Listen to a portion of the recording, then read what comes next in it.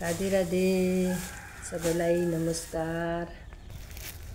श्री कृष्ण गोविंद हरे मुरारे हे नाथ नारायण वासुदेव। श्री कृष्ण भगवानले पनि गौमाताको सेवा गर्नुभएको थियो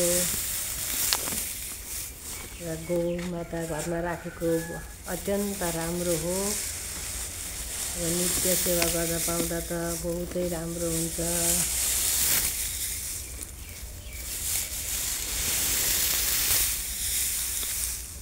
गौमाताको गोबर पनि बहुत पवित्र मानिन्छ। अरू गौमाताको मूत्र पनि बहुत पवित्र मानिन्छ। हामीहरूको जीवनको शुद्धिकरण नै गौमाताको गोबर र गोमूत्र हो। उहाँलाई राख्यो भने नै घरै वृन्दावन हुन्छ। गौमाताको सधैँ सेवा गर्न बहुतै राम्रो लाग्छ।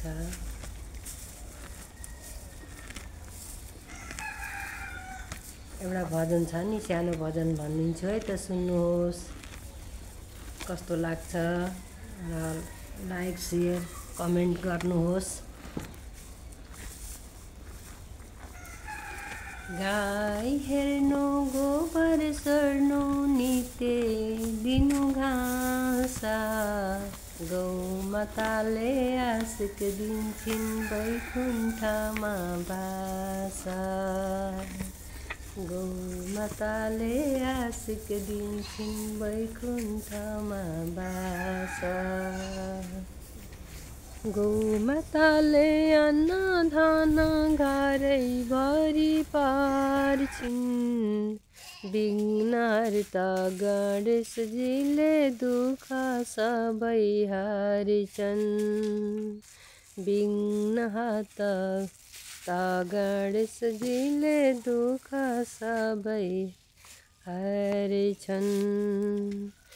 गाई हेर्नु गोबर सर्नु नित्य दिनु घाँस, गौमाताले आशिक दिन्छिन् वैकुण्ठमा बास। गौमाताले आशिक दिन्छिन् वैकुण्ठमा बास।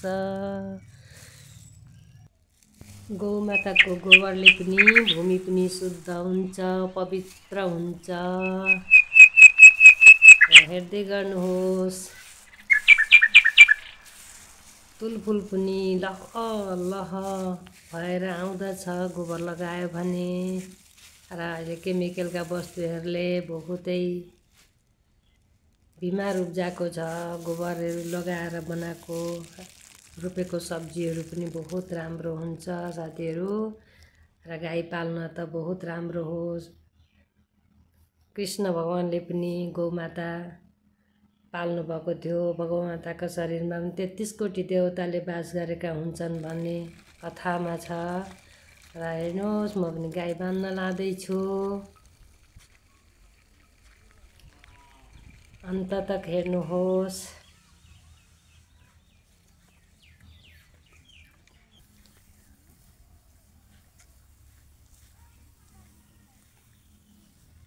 गाई भिडियो पसन्द लाग्यो भने लाइक कमेन्ट सेयर गरिदिनुहोस्।